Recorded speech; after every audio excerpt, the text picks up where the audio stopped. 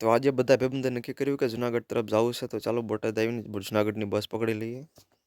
તો 2-3 કિલો ફોટા પાડી લીધા, ચડી જઈએ બસની અંદર. તો બસમાં તો ચડી ગયા, પણ આ બે ભાઈઓ જોવે છે કે પાકીટમાં પૈસા વધી નહીં ગયા ને તો મોજ આવી જાય. બસમાં બેહીને તો લાગી ગઈ ભૂખ. તો કુલદીપભાઈ બનાવી નાખ્યો વગડિયો માવો. તમારે પણ બનાવો તો ઓર્ડર લેવામાં આવશે. માવો ખાઈને બસમાં જોઈ લીધું હિંગોળગઢ. માવો તો ખાઈ લીધું, પણ એટલું બધું કેપ ચડી ગયું કે આગળ ખબર જ ન રહે વીરપુર પછી આગળ જવાનું છે ક્યાં. વીરપુર પહોંચી ગયા છું મિત્રો, અને ક્યાં જવાનું. પછી આખરે ગૂગલ મેપની મદદ લઈને જોઈ લીધું કે વીરપુરનું જલારામ બાપાનું મંદિર ક્યાં છે. તો જોઈ લીધું વીરપુરનું બોર્ડ. મંદિરના ટાઈમનો પ્રસાદનો ટાઈમ સાંભળીને આ બે દોડવા માંડ્યા પ્રસાદ લેવા તરફ. રસ્તામાં જયભાઈને લાગી ગયો બેગનો ભાર, તો તેને દીધું કુલદીપભાઈને બેગ. જયભાઈ કુલદીપભાઈ બાજવા માંડ્યા બેગ માટે. ત્યાં સુધીમાં ભાવેશભાઈ લઈ લીધી પ્રસાદી મસ્તકાની.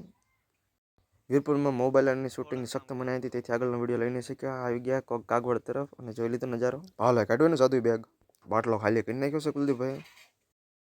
ફોટા બોટા નહીં લેના.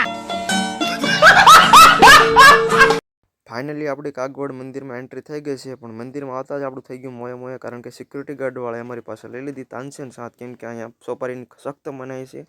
તેથી તમારે કોઈ લઈને આવવું નહીં તો તમારે સિક્યુરિટી ગાર્ડવાળા તમારી બધી સોપારી લઈ લે છે અને તમારે નુકસાનનું ભોગવવું પડશે.